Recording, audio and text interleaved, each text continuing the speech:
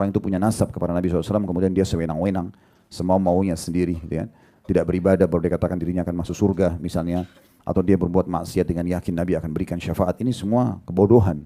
Makanya Nabi bilang kepada sukunya, disebut satu persatu suku beliau, ya, Bani Hashim, ya, dan banyak suku-suku yang lain. Kemudian beliau juga mengatakan, wahai Fatimah, anaknya Muhammad, sesungguhnya aku tidak bisa menolong kalian di hadapan Allah, maka selamatkan diri kalian dari api neraka. Maksudnya, pertolonganku hanya sebatas kalau dalam sebuah hadis tentang keutamaan hari Jumat, Nabi SAW mengatakan, sesungguhnya, ya, kata Nabi SAW, hari Jumat adalah hari yang terbaik semenjak terbitnya matahari, ya, dan pada hari itulah Adam diciptakan, Adam dimasukkan ke surga dan dikeluarkan dari surga. Dan tidak terjadi hari kiamat kecuali hari Jumat. Maka perbanyaklah, sebagaimana Nabi SAW mengatakan dalam hadis riwayat Tirmidzi dan Al-Hakim, ragama anfur rajulin dzakartu indahu falam yusalli alayya. Sungguh celaka seseorang itu yang mendengarkan namaku disebutkan di sisinya, lalu dia tidak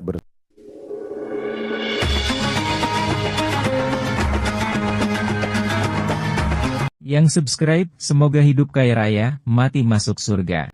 Yuk jadi bagian dari dakwah kami. Dukung operasional dakwah dan sosial kami, raih pahala amal jariah yang terus mengalir sampai hari kiamat. Assalamualaikum warahmatullahi wabarakatuh. Alhamdulillah, tidak pernah berhenti kita selalu bersyukur dan berterima kasih kepada Allah Subhanahu wa taala karena terlalu banyak nikmat yang Allah limpahkan kepada kita yang harus kita terima kasih dan bersyukur kepadanya. Bermula di mana Allah Subhanahu wa taala memilih kita dari sekian banyak sperma yang tertumpahkan di rahim ibu kita, kitalah yang Allah pilih untuk lahir di muka bumi ini dan mengemban amanah untuk beribadah dan mengabdi kepadanya.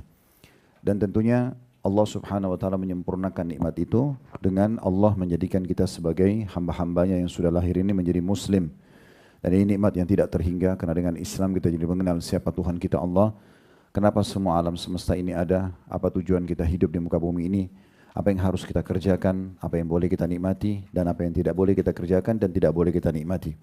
Biasa dikenal dengan syariat Allah Subhanahu wa taala. Dan Allah meminta kita agar mempertahankan itu sampai kita wafat. Sebagaimana Allah mengatakan, wa'bud rabbaka hatta ya'tiyakal yakin.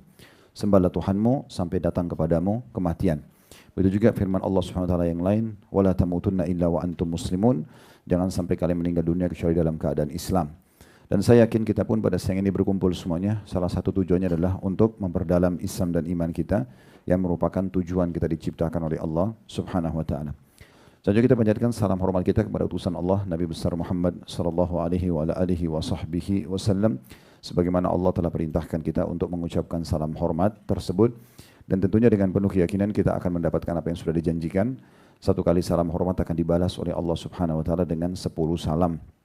Yang salam Allah ini berarti pelipat gandaan pahala, pemenuhan kebutuhan, pengampunan dosa, peninggian derajat dan solusi dari permasalahan-permasalahan hidup kita. Baik, seperti biasa, bila Allah Subhanahu wa taala mudahkan, kita akan melanjutkan bedah buku kita, yaitu agar doa ya dikabulkan, sebab-sebab terkabul dan tertolaknya doa berdasarkan Al-Quran dan As-Sunnah, yang ditulis oleh Dr. Said bin Ali Wahf Al-Qahtani hafidhahullah. Dan kita sudah menyelesaikan pada pertemuan yang lalu itu sampai di poin nomor 22, masalah saat mengucapkan doa setelah ruku atau pada saat kita mengatakan sami Allahu liman hamida, lalu kemudian kita mengatakan Allahumma rabbana lakal hamd. Ini termasuk mustajab doa. Dan ini sudah kita paparkan dengan beberapa poin yang lainnya pada pertemuan yang lalu tentunya. Karena poin bahasannya masih cukup banyak, kita akan langsung masuk saja ke lanjutan bahasan kita. Salah satu mustajab doa adalah poin nomor 23 setelah ucapan salawat kepada Nabi SAW pada saat tasyahud akhir. Jadi perlu kita titik beratkan mungkin beberapa poin sekarang ini di awal bahasan kita. Yang pertama, membaca salawat dalam tahiyat pertama dan kedua sama sampai selesai. Jadi innaka hamidum majid. Ya. Perbedaan antara tasyahud awal sama tasyahud akhir adalah doa. Jadi setelah tasyahud akhir nanti ada doa. Ada belasan doa yang diajarkan oleh Nabi SAW.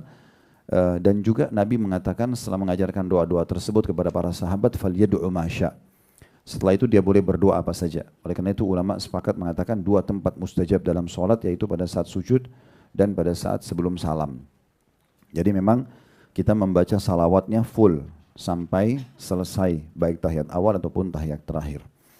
Kemudian pelajaran yang kedua, Ini kedudukan salawat kepada Nabi SAW. Salawat berarti kita mengucapkan salam hormat kepada beliau dan juga memohon agar ditambahkan rahmat Allah untuk Nabi SAW. Dari sini kita ambil dua pelajaran dari salawat. Yang pertama tentunya bahwasanya kita perlu memuliakan orang yang telah Allah muliakan. Semua nabi-nabi telah Allah pilih di antara kita manusia, berarti Allah muliakan mereka lebih dari kita. Kita pun harus memuliakannya, tetapi pada batas-batas yang dibolehkan secara syar'i. Yaitu kita memuliakan Nabi SAW dengan membacakan salawat kepada beliau, mengikuti syariatnya, meninggalkan larangannya, kemudian juga mempertahankan nama baiknya. Misalnya kalau ada orang coba mencoreng nama Nabi SAW, seperti yang lalu pernah ada buat karikatur Nabi dan segala macam, terus umat Islam marah seluruh dunia gitu ya.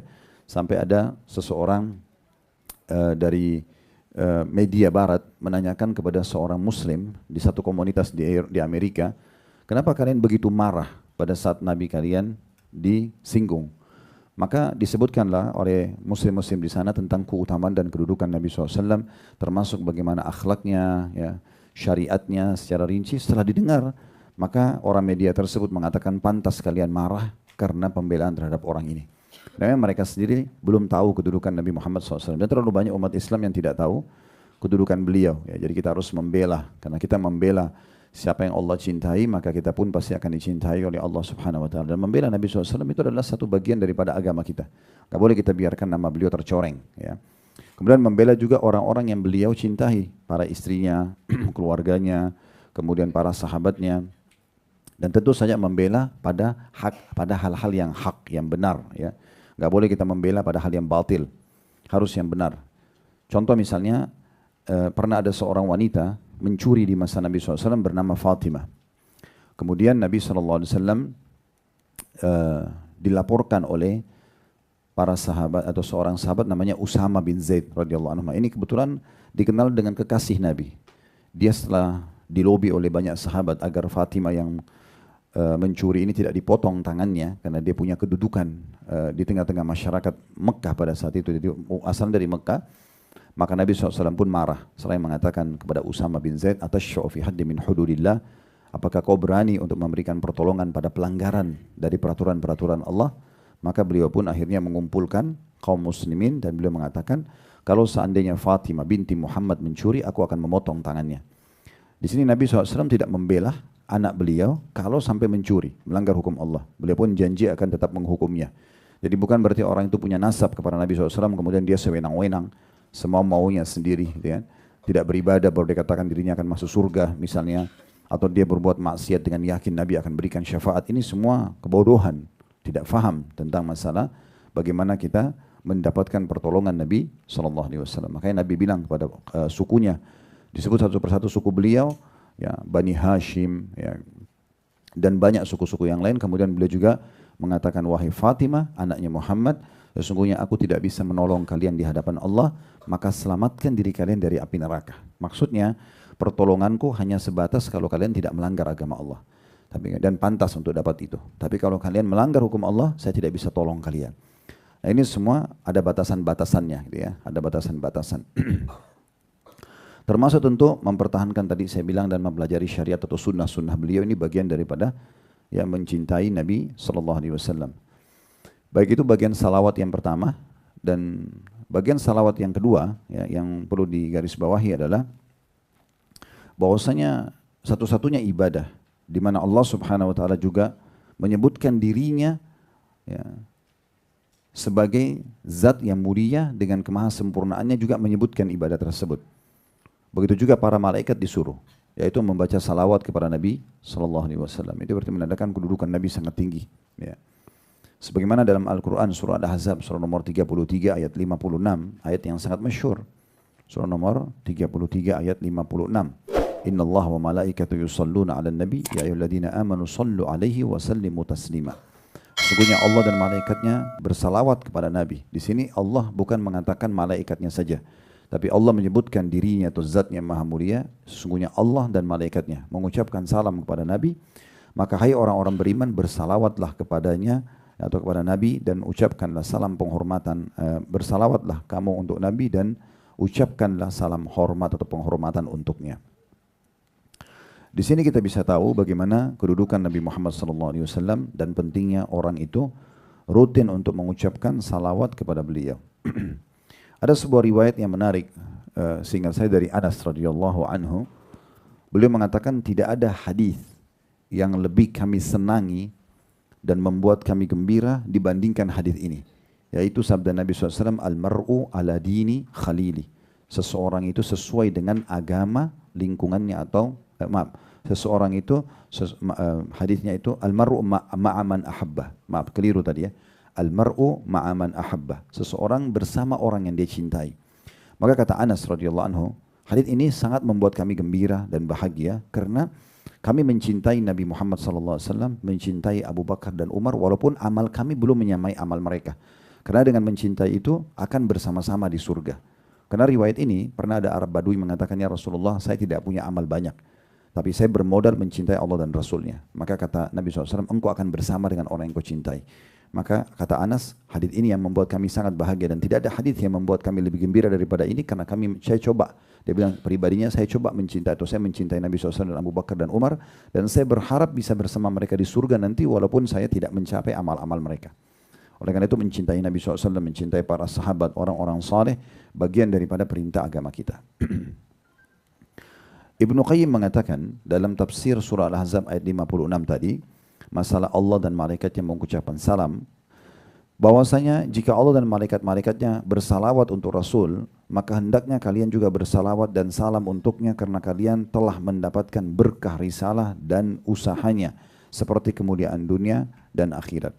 Maksudnya sebab kalian harus bersalawat adalah karena memang salah satunya jasa Nabi Muhammad SAW lah yang membawa kepada kita syariat atau risalah Allah sehingga kita faham tentang agama ini dan bisa selamat dunia dan juga akhirat.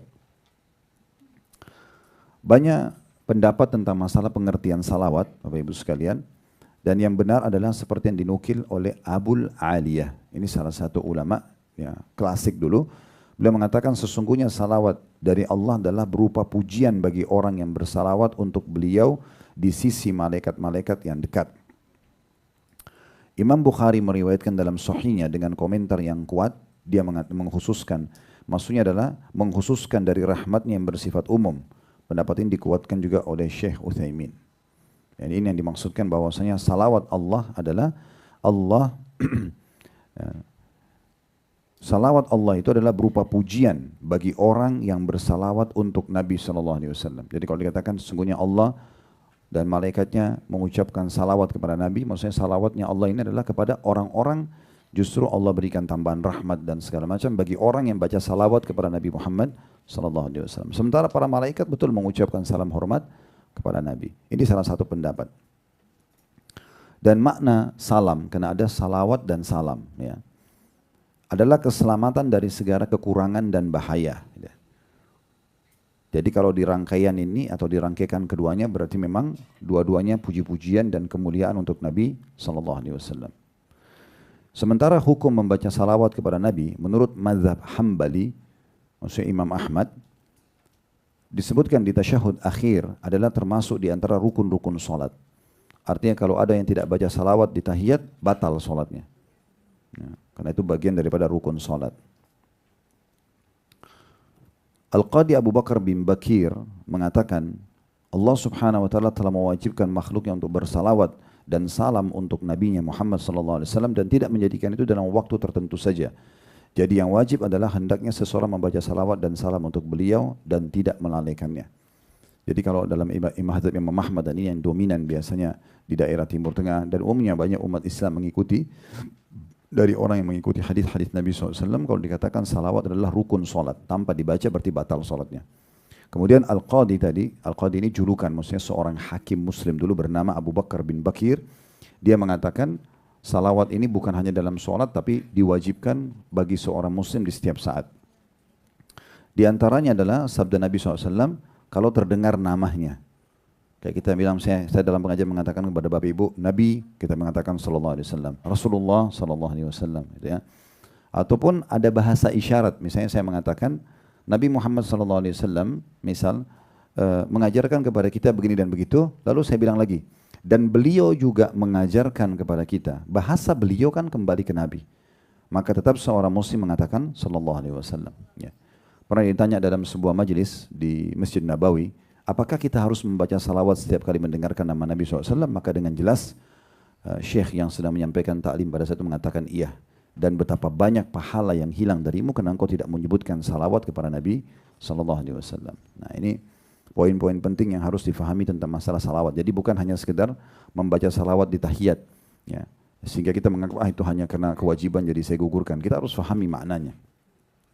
Poin yang lain juga harus difahami bahwasanya kalau Nabi Muhammad SAW saja kita bacakan salawat kepada beliau, kita mohon kepada Allah ditambahkan rahmat, kita ucapkan salam hormat pada beliau, sementara beliau sudah diampuni dosanya yang lalu dan akan datang, maka umatnya lebih pantas untuk didoakan, terutama kalau sudah mati.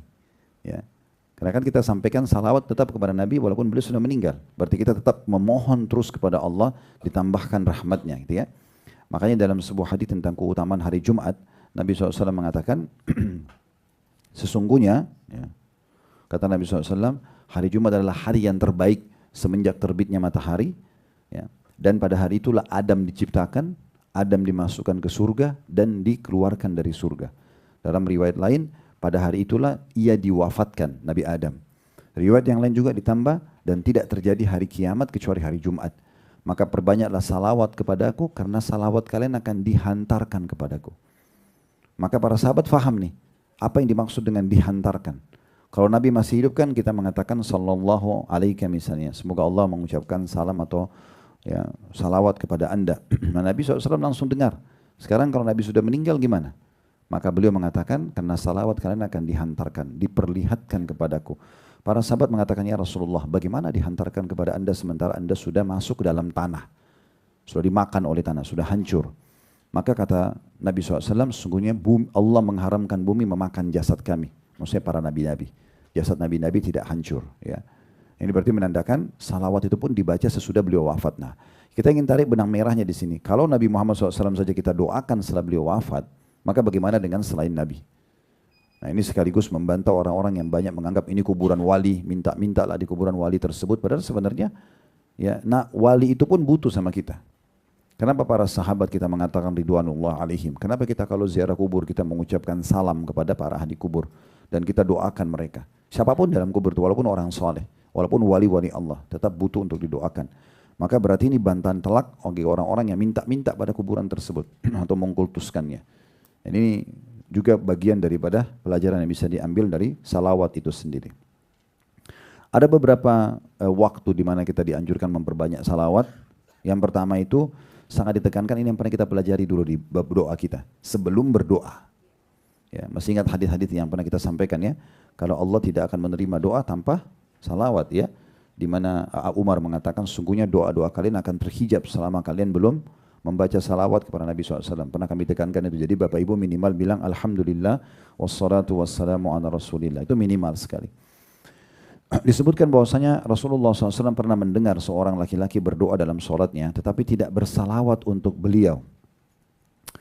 Lalu Nabi mengatakan orang ini tergesa-gesa. Lalu beliau memanggil orang tersebut, lalu beliau bersabda kepada orang tersebut, bila seseorang di antara kalian sholat atau berdoa maksudnya ya, tepatnya berdoa, maka hendaklah ia memulainya dengan pujian kepada Allah, ya, pujian dan kepada Allah, lalu bersalawat untuk Nabi. Kemudian berdoa setelah itu dengan apa saja yang dia inginkan. Dan dalam hadis yang lain diriwayatkan oleh Tabarani, kata Nabi SAW, sesungguhnya doa itu jelas-jelas terhalangi hingga orang itu berdoa atau orang yang berdoa itu bersalawat untuk Nabi SAW. Ya. Jadi memang ini kedudukannya sangat tinggi. Ibnu Atha, ya, salah satu ulama mengatakan doa itu memiliki rukun-rukun, sayap-sayap, sebab-sebab dan waktu-waktu. Bila bertepatan dengan rukun-rukunnya maka doa itu menjadi kuat. Bila sesuai dengan sayap-sayapnya maka ia akan terbang ke langit. Bila sesuai dengan waktu-waktunya maka ia akan beruntung. Dan bila bertepatan dengan sebab-sebabnya maka ia akan berhasil. Adapun rukun-rukunnya adalah menghadirkan hati, perasaan tunduk, ketenangan, kekhusyuan dan ketergantungan hati kepada Allah Subhanahu wa taala. Sayap-sayapnya adalah jujur, waktu-waktunya adalah di saat sahur, dan sebab-sebabnya adalah salawat kepada Nabi SAW. Yang kedua, ketika nama beliau disebut, ya, tadi sudah kita kasih singgungan itu ya, nama disebut, Namanya langsung Muhammad, kita bilang sallallahu alaihi wasallam. Nabi sallallahu alaihi wasallam, Rasulullah sallallahu alaihi wasallam. Atau bahasa isyarat.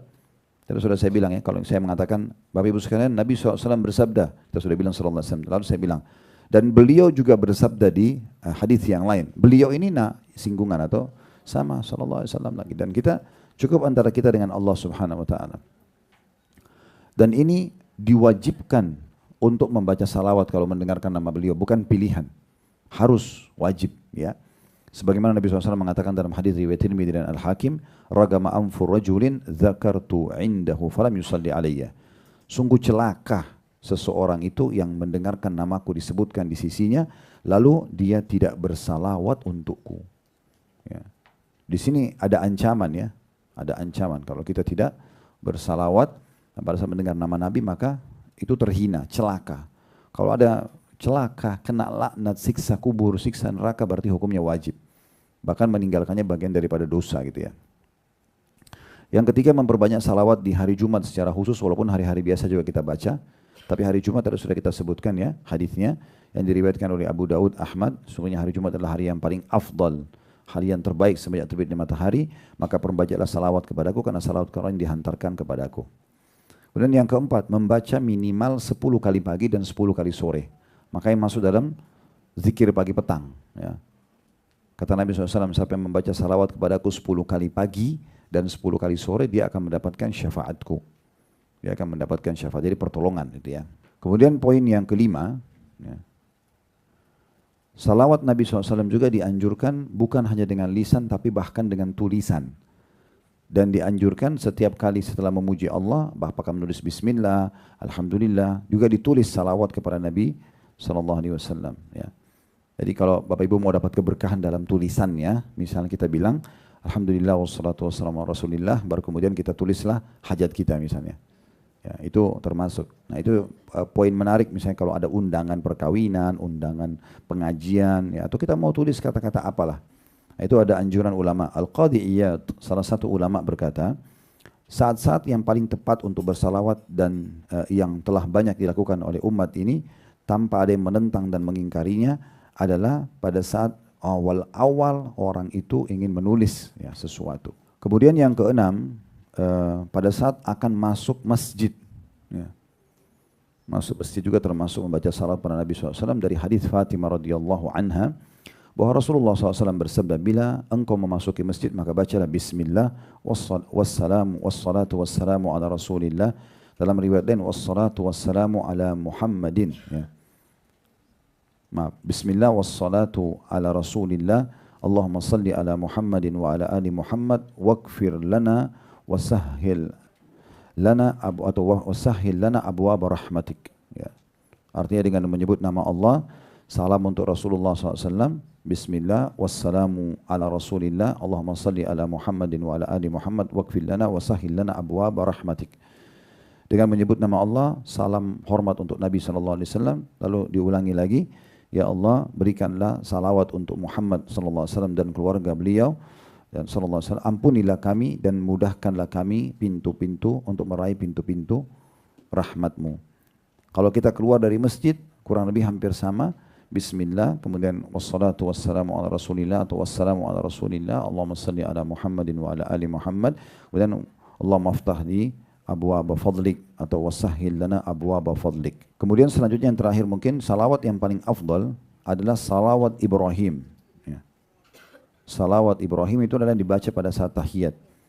Dan itu ada ragamnya. Ya. Ada dua kurang lebih ragam. Mungkin yang satu ini sudah sering kita dengar ya. Allahumma salli ala Muhammadin wa ala ali Muhammad kama sallaita ala Ibrahim wa ala ali Ibrahim innaka Hamidum Majid wa barik ala Muhammadin wa ala ali Muhammad kama barakta ala Ibrahim wa ala ali Ibrahim innaka Hamidum Majid. Ini riwayat Bukhari Muslim. Kalau yang satu lagi itu diriwayatkan juga Bukhari Muslim, kita membaca Allahumma salli ala Muhammadin wa ala azwajihi wa dhurriyyatihi kama sallaita ala Ibrahim wa barik ala Muhammadin wa ala azwaji wa dhurriyyatihi kama barakta ala Ibrahim innaka Hamidum Majid.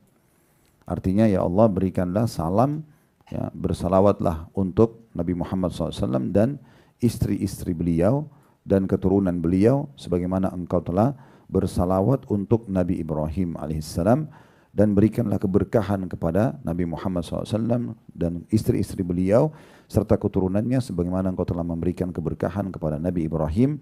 Ya, sesungguhnya engkau zat yang maha terpuji dan juga maha pemurah.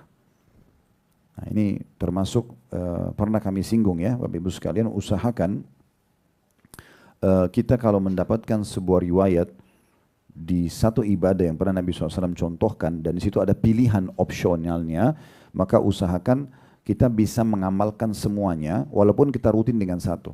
Sebagai contoh misalnya, sholat malam Nabi. Sholat malam Nabi itu kan 2 rakaat salam, 2 rakaat salam, 2 rakaat salam, 2 rakaat salam, 8 rakaat lalu witirnya 21. Nah, tapi ada riwayat Nabi pernah kerjakan 2 rakaat semua tahajudnya, tapi witirnya 3 sekaligus. Nabi SAW juga pernah mengerjakan 4-4-2-1. Nabi juga pernah kerjakan 4-4-3. Nabi SAW pernah mengerjakan 8-2-1. Nabi pernah kerjakan 8-3. Nabi SAW pernah kerjakan 9 rakaat sekaligus 1 kali salam. Ya, witirnya cuma 1. Nabi SAW juga pernah kerjakan 11 rakaat 1 kali salam.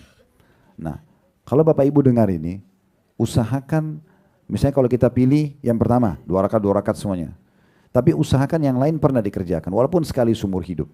Supaya di buku amal kita tercatat semua yang Nabi ajarkan pernah kita kerjakan, walaupun sekali seumur hidup. Nah, apalagi kalau kita bisa rutinkan, misalnya kita variankan itu kita baca. Misalnya doa istiftah atau iftitah dalam sholat, itu kan banyak pilihannya. Ya, kita bisa memilih misalnya di sholat subuh kita baca doa iftitah yang mana, di duhur yang mana, di asar di mana gitu ya.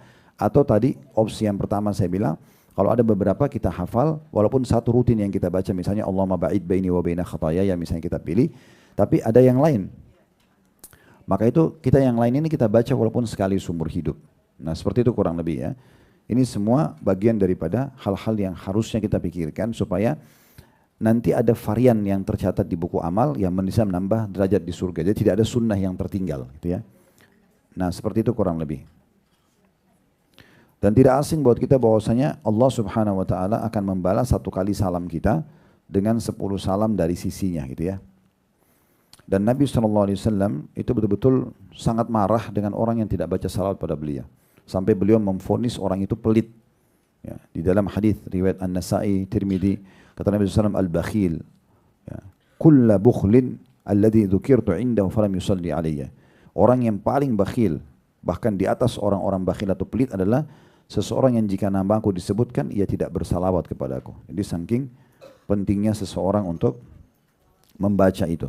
Dan ada seorang sahabat ini sebagai penutup ya, nanti kita masuk dalam bahasan kita, itu berkata, ya Rasulullah, kalau saya ingin membaca salawat kepada anda, saya mau luangin waktu, saya mau berzikir nih, kira-kira di waktu itu misalnya setengah jam, 10 menit misalnya, Bapak Ibu mau berzikir.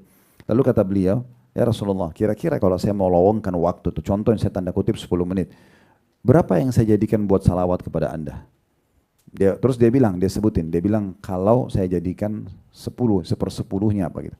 Nabi mengatakan boleh, tapi kalau kau lebihkan lebih bagus. Kalau 1/3 bagus, tapi kalau kau lebihkan lebih bagus lagi. Lalu orang itu mengatakan setengah, kata Nabi SAW, kalau kau bagus, tapi kalau kau lebihkan lebih bagus. Kalau gitu 2/3.